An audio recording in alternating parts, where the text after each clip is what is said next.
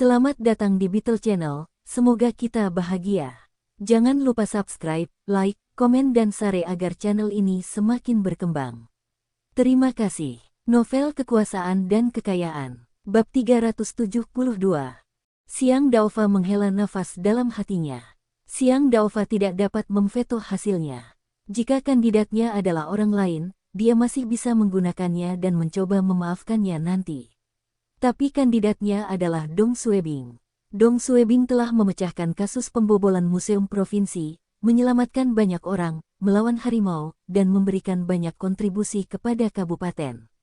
Banyak petinggi yang pernah mendengar tentang Dong Xuebing. Jika Xiang Daofa dengan paksa menghentikan penunjukan Dong Xuebing, para pemimpin provinsi dan kota akan berpikir buruk tentangnya, dan keputusan ini akan mempengaruhi moral staf lain di kabupaten. Itu sebabnya Xiang Daofa tidak bisa memveto.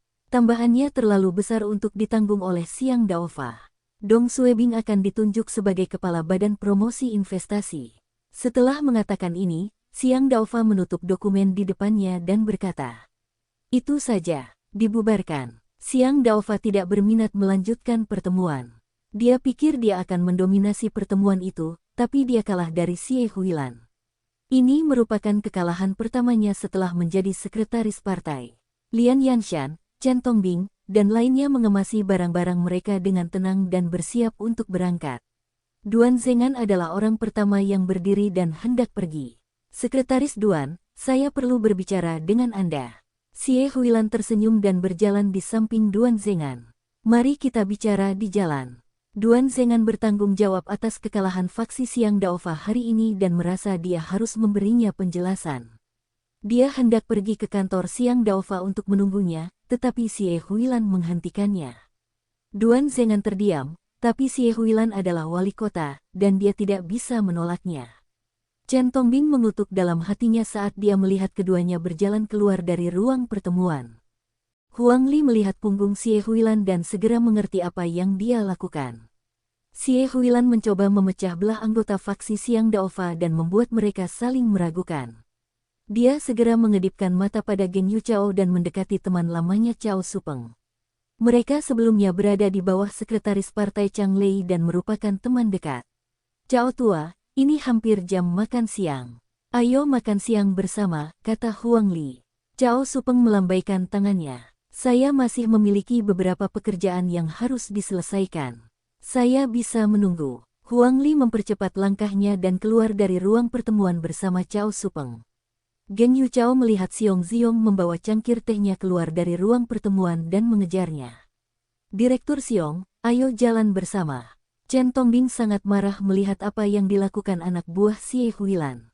Meskipun Chen Tongbing tahu ini adalah sebuah provokasi, dia tidak bisa menahan amarahnya pada Xiong Ziong dan Duan Zhengan. Badan Promosi Investasi Daerah. Louis Dafa baru saja kembali dari makan siang, dan teleponnya berdering. Jantung Louis Dafa mulai berdebar kencang saat dia melihat panggilan Chen Tongbing. Dia telah menunggu panggilan ini sepanjang pagi. Dia menjawab panggilan itu dengan penuh semangat. "Direktur Chen." Chen Tongbing tetap diam, dan Louis Dafa hanya bisa mendengar nafasnya. Louis Dafa berkata, "Direktur Chen." Jawab Chen Tongbing. "Sesuatu yang tidak terduga terjadi. Dong Xuebing ditunjuk." "Ah." Louis Dafa tercengang. "Dong Xuebing." "Louis tua, kamu harus tetap tenang." Chen Tongbing menghela nafas dan menghiburnya. "Anda masih memiliki peluang di masa depan." Setelah menutup panggilan, Louis Dafa merasa kepalanya berputar dan hampir jatuh. Dia linglung saat memikirkan apa yang dikatakan Chen Tongbing. Bagaimana ini mungkin? Jika dia tidak bisa dipromosikan kali ini, dia tidak akan pernah mendapat kesempatan apapun di masa depan. Dengan Dong Xuebing sebagai atasannya, bagaimana dia bisa mendapatkan peluang? Dering-dering telepon Louis Dafa berdering lagi. Louis Dafa menjawab panggilan itu dengan bingung. Li Honglah yang menelepon. "Louis tua, apakah rapat komite sudah berakhir? Kapan janji resmimu?" Louis Dafa berkobar. "Diam. Kenapa kamu meneriakiku?" Li Hong sedang dalam suasana hati yang baik karena suaminya akan dipromosikan, tapi dia malah mendapat omelan dari suaminya. "Apa yang salah denganmu? Apakah kamu mabuk? Saya tidak ditunjuk sebagai ketua." "Apa maksudmu?" Dong Xuebing diangkat sebagai ketua. memahami. Li Hong kaget dan marah. Dia akan menjadi kepala badan promosi investasi. Bukankah Anda mengatakan Sekretaris Xiang dan Direktur Chen mendukung Anda, dan itu sudah diputuskan?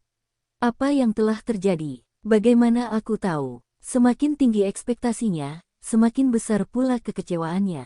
Louis Dafa dan Li Hong berharap mendapatkan posisi ketua dan tidak dapat menerima kenyataan. Pada saat yang sama, Biro Keamanan Umum Kabupaten Dong Suebing sedang merokok di kantornya. Dia merokok sebungkus rokok di pagi hari, dan kantornya dipenuhi asap. Dong Suebing membuka jendela untuk menyiarkan kantornya ketika Xie Huilan menelepon. Dong Suebing menahan napas saat menjawab. Halo, Wali Kota Xie. Dong Suebing akan sering memanggil saudari Xie sebagai Wali Kota Xie karena dia takut seseorang akan mendengarnya. Xie Huilan tertawa. Hasilnya sudah keluar. Tebaklah.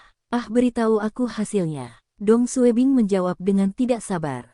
Hehe kamu. Xie Huilan terdiam. Direktur Xiong, Sekretaris Duan, dan Sekretaris Cao telah membantu Anda dalam pertemuan tersebut. Jangan lupa berterima kasih kepada mereka. Dong Suebing menarik napas dalam-dalam. Itu artinya aku berhasil. Xie Huilan melanjutkan. Komite Partai Kabupaten telah memutuskan, dan dokumen resmi akan diserahkan ke kota. Namun penunjukan resmi tidak akan keluar begitu persetujuan pensiun Meng Xianglin belum keluar. Selanjutnya, 3 minggu lagi akan menjadi tahun baru Imlek. Selama periode ini, Badan Promosi Investasi harus menerbitkan laporan tahunannya, dan Anda tidak dapat mulai bekerja jika Anda berangkat sekarang. Meng Tua telah keluar dari rumah sakit dan membiarkan dia menyelesaikan laporannya. Persetujuan pensiunnya akan keluar setelah tahun baru Imlek, dan Anda dapat mengambil alih pada saat itu. Dong Suebing sangat gembira. Oh, bagaimana kamu membuat Xiong Ziong berpindah pihak? Kamu belum memberitahuku. Dia berhutang budi padaku. Dong Suebing menjelaskan. Ketika saya baru saja dipindahkan ke Kabupaten Yantai, saya ditugaskan sebuah kasus, dan dia berhutang budi kepada saya karenanya. Ini sebelum kamu tiba. Itu benar. Xiong Ziong adalah ayah Xiao Hua. Xiao Hua telah meretas situs web pemerintah kabupaten dan mengganti gelar Xiong Daofa, yang saat itu menjabat sebagai wali kota, dengan wakil wali kota. Jika bukan karena Dong Suebing diam-diam menutup mata terhadap Xiao Hua, masalah ini mungkin masih berlanjut. Dong Suebing tahu Xiong Ziong tidak yakin apakah dia masih menyimpan bukti apapun. Jika kasus peretasan ini diangkat lagi, itu akan berdampak besar pada Xiong Ziong dan Xiao Hua. Itu sebabnya Xiong Ziong memutuskan untuk membayar kembali Dong Suebing dengan cara ini. Dong Suebing memberitahu Xie Huilan tentang kasus peretasan situs web pemerintah. Haha, kamu cukup mampu. Bekerja keraslah, dan jangan mengecewakanku. Xie Huilan tertawa. Saya tidak akan mengecewakanmu. Dong Suebing teringat saudari Yu dan bertanya. Saudari Xie, apa reaksi Louis Dafa? Bagaimana menurutmu? Saya pikir dia seharusnya muntah darah sekarang. Dong Suebing telah merebut posisi ketua dari Louis Dafa, tapi ini bukanlah akhir. Dong Suebing tidak akan melepaskannya begitu saja. Dia ingin mengusirnya dari pemerintahan dan membuat dia dan keluarganya menderita. Dong Suebing sangat pendendam dan akan membalas dendam pada saudari Yu. Siang, berita tentang promosi Dong Suebing telah menyebar. Banyak orang kaget mendengar berita ini. Semua orang tahu Xiang Daofa memiliki kekuasaan paling besar di Kabupaten Yantai dan menguasai mayoritas suara di komite partai. Berapa banyak pemimpin di Kabupaten Yantai yang berani memberikan suara menentang Xiang Daofa? Itu sebabnya hampir mustahil bagi Xie Huilan untuk menang melawan Xiang Daofa. Banyak orang masih tidak percaya rapat komite partai telah menyetujui promosi Dong Suebing. Tapi Dong Suebing dipromosikan. Sekretaris Partai Xiang kalah dari Wali Kota Xie. Para pemimpin di semua tingkatan di Kabupaten Yantai terkejut. Beberapa orang yang mempunyai akses terhadap informasi orang dalam bahkan lebih terkejut. Mereka mungkin akan terkejut mengetahui Duan Zhengan telah bergabung dengan pihak Wali Kota Xie, karena Duan Zhengan hanya dekat dengan Xiang Daofa dan belum secara resmi bergabung dengan faksi Xiang Daofa. Namun Panglima Angkatan Bersenjata Rakyat, Xiong Ziong, telah berpindah pihak. Siapakah Direktur Xiong? Xiong Ziong telah menjadi pendukung Xiang Daofa selama ini. Sekarang, Xiong Ziong telah menusuk punggung Xiang Daofa dengan keputusannya. Mengapa Xiong Ziong tiba-tiba berpindah pihak? Apakah ini lelucon? Badai sedang terjadi di kalangan pemimpin tertinggi Kabupaten Yantai. Ini merupakan tanda yang jelas bahwa Xiang Daofat tidak lagi mengendalikan komite partai. Biro Keamanan Umum, Dong Suebing keluar dari kantornya untuk naik ke atas. Di sepanjang koridor, Dong Suebing bertemu dengan beberapa petugas keamanan publik.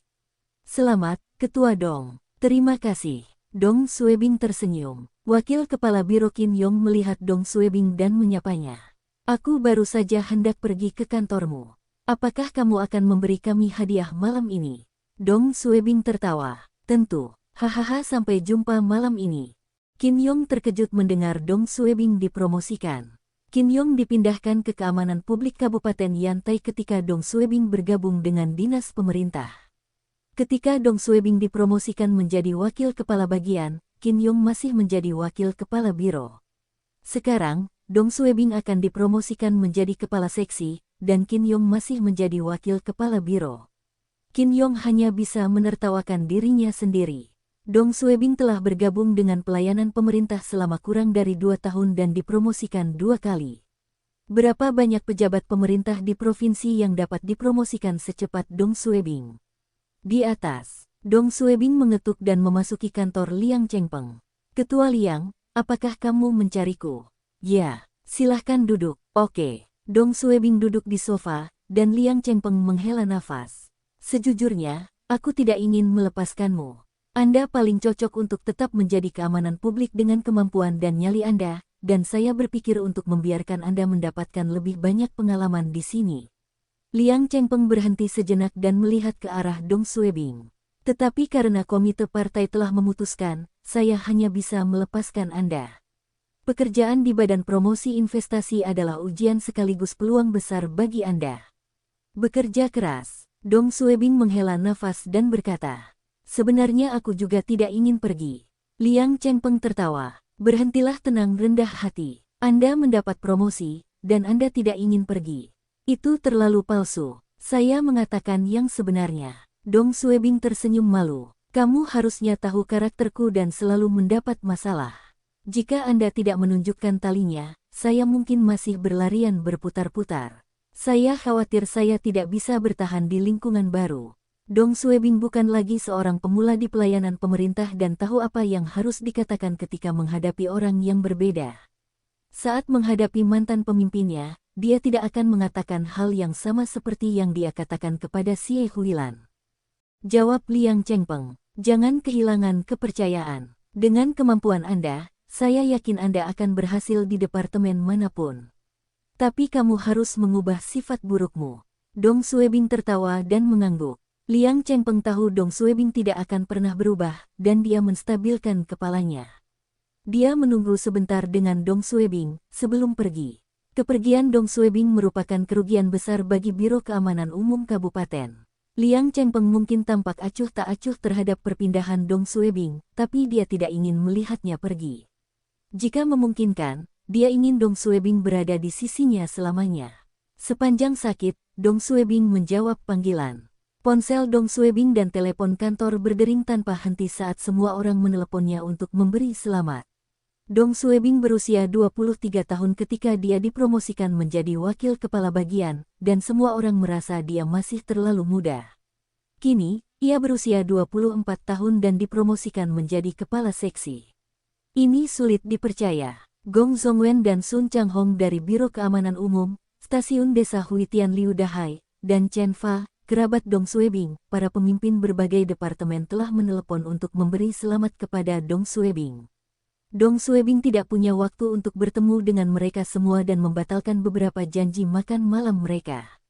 Dia mengumpulkan orang-orang yang tidak bisa dia tolak dan mentraktir mereka ke jamuan makan, karena dia ingin membawa Yu Meixia melakukan pencangkokan kulit sebelum tahun baru Imlek. Meski begitu, Dong Suebing masih sangat gembira bisa mendapatkan pangkat kepala seksi. Dong Suebing telah menunggu hari ini, dan dia akhirnya tiba. 2 hari kemudian. Ini tanggal 1 Januari hari tahun baru. Dong Suebing bangun pagi-pagi karena ada petasan di lingkungannya. Dia membuka matanya saat dia melihat keluar jendela. Terlalu sibuk dia untuk kembali tidur, dan Dong Suebing pergi mandi. Untungnya, Ini adalah tahun baru, dan tidak banyak orang yang menyalakan petasan. Jika ini tahun baru Imlek, orang-orang akan menyalakan petasan selama beberapa hari. Setelah sarapan, Dong Suebing mengusap pelipisnya sambil duduk di sofa. 2 hari terakhir, Dong Suebing menghadiri makan siang dan malam bersama para pemimpin dan koleganya serta banyak mabuk. Jadi, dia sedang mabuk berat sekarang. Selama periode ini, Dong Suebing membeli minuman keras dan rokok untuk Duan Zhengan, Cao Supeng, dan Xiong Xiong sebagai ucapan terima kasih kepada mereka. Dia akhirnya punya waktu untuk melakukan hal lain setelah menyelesaikan semua ini. RSUD, Dong Suebing pergi ke rumah sakit rakyat kabupaten. Rumah sakit ini tidak terlalu ramai, karena banyak pasien yang datang sebelum tahun baru. Level 4, Yu Meixia merasa sedih di bangsalnya saat dia menyentuh perban di wajahnya. Dia menatap keluar jendela dengan bingung dan bahkan tidak menyadari Dong Suebing masuk. Saudari Yu, selamat tahun baru. Dong Suebing tersenyum. Yu Meixia berbalik dan memaksakan senyum. Selamat tahun baru untukmu. Mengapa kamu memakai pakaian yang sangat sedikit? Di luar dingin. Dong Suebing duduk di samping Yu Meixia. Saya baik-baik saja. Apa yang kamu pikirkan? Apakah kamu memikirkan Kian-Kian? Dia tinggal bersama ibu, dan ibuku bisa membantu mengerjakan revisinya. Ujiannya sudah dekat, dan dia belajar dengan giat. Yu Meixia mengangguk dan ragu-ragu. Dong Suebing menatapnya, apa yang salah? Bersambung, terima kasih telah menyaksikan dan mendukung channel ini.